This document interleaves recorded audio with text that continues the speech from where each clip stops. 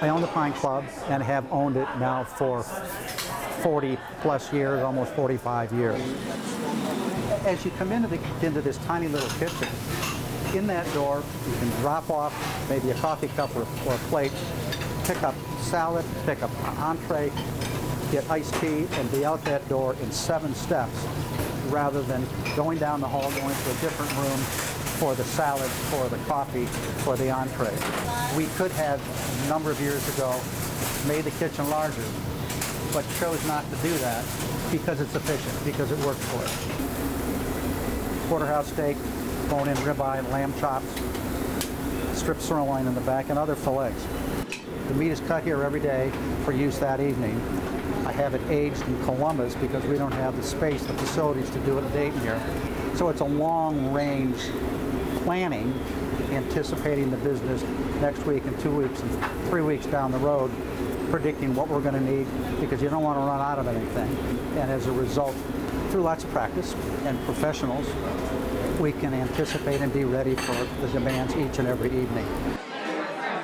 1947, Jim Sullivan, who owned Sully's on Salem Avenue, bought Lonnie's and turned it into the Pine Club. We have photographs around the dining room taken in 1947 and 1948, and it looks exactly today as it did at that time in 1947. In 1954, Sully sold the Pine Club to Lloyd Meinzer, and in 1957, combined the 2 buildings, the residential home and the Piggly Wiggly, to be one room. And to this day, it has remained the same. You do not take reservations. You do not accept credit cards. You don't serve dessert. Would you recommend to someone launching a restaurant from scratch today to perhaps follow that same model in 2018? All of those 3 unique things, unique aspects of the Pine Club, and not common at all in the restaurant business, maybe unheard of in the restaurant business, are logical, well thought through business decisions.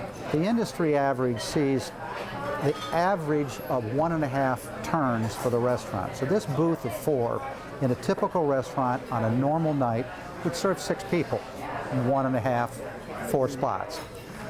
A slow night, a slow section here will turn over 4 or 5 times. What we're doing is splitting those fixed costs, the light bill, the gas bill, the labor bill, the water bill, between more people. And so we can then live with a higher food cost, providing a better value for those customers. That's the reason for the no reservations. The credit card, it wouldn't work for anybody because of the relationships that the restaurant has with so many wonderful customers, because of the credibility that has established over 72 years. We can afford to bill customers to have our own house accounts and not take Visa, American Express, and MasterCard.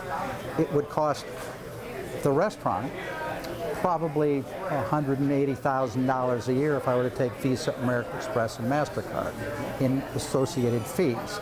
If we added dessert to the menu, that would tack on maybe 20 minutes to the average seating time and generate $5, $4 for ice cream or pie. In this situation, we don't do that. We can turn that table over and then serve 1/3 of an average table seating time, 1/3 of the dinner bill, more than the $4 or $5 that you otherwise generate. What do you do for dessert? That's the reason that 25 years ago I put the Ben & Jerry's next door, so customers can go over to Ben & Jerry's if they'd like to have a dessert, and have it over there, and we can reseat the table.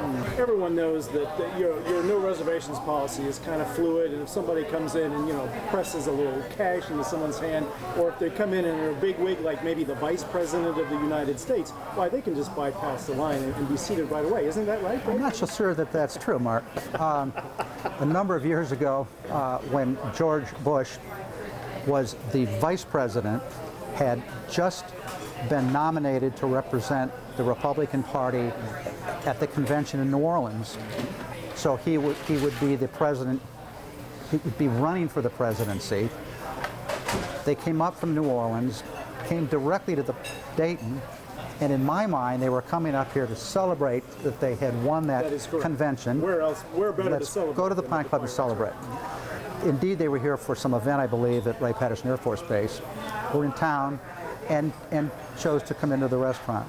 So indeed, Barbara Bush and her great niece and her husband, Tim and Sharon Patterson, came in, and about 5 or maybe 10 minutes later, at the time Vice President Bush came into the restaurant with an aide, and they sat at the bar for 25 or 30 minutes until their name got to the top of the list, and marched back and sat down and had dinner as he walked by tables and booths, shaking hands with all the customers at the time. So they were we didn't make them wait, they were kind enough to wait for us. And to be honest with you, I think we got sort of a kick out of that. He was running for the presidency or about to begin that stretch, and he kind of got a kick out of being like the rest of us. But certainly a close family member, perhaps a direct family member, could come in here and bypass those regulations. Wouldn't that be the case? Mark, I'm not so sure that that too would be the case.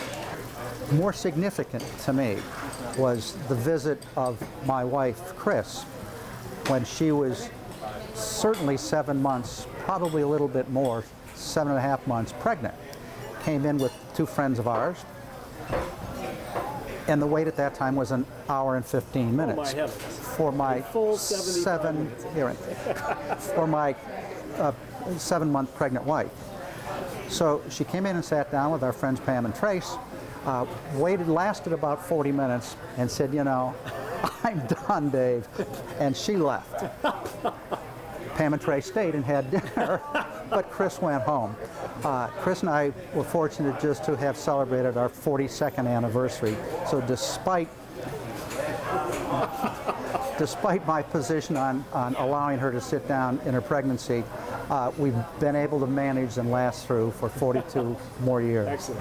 You've received a lot of national publicity lately for, quite frankly, for the quality of your steaks. And tell us a little bit about the secret. There are steakhouses all over the country. There are many in this town. What is so special about a Pine Club steak? We're very fortunate to have received this national attention, the New York Times and the Food Channel, Gourmet Magazine, and so on and so forth. How do those things happen? They happen because of 72 years of relationships and friendships with so many customers from Dayton and around the country. It sort of is an endorsement that the West Coast and the East Coast sort of thinks that maybe there's something in the Midwest and the heartland that's doing something right. Back to the basics of providing consistent, predictable value and establish a relationship with our customers. There are no secrets here.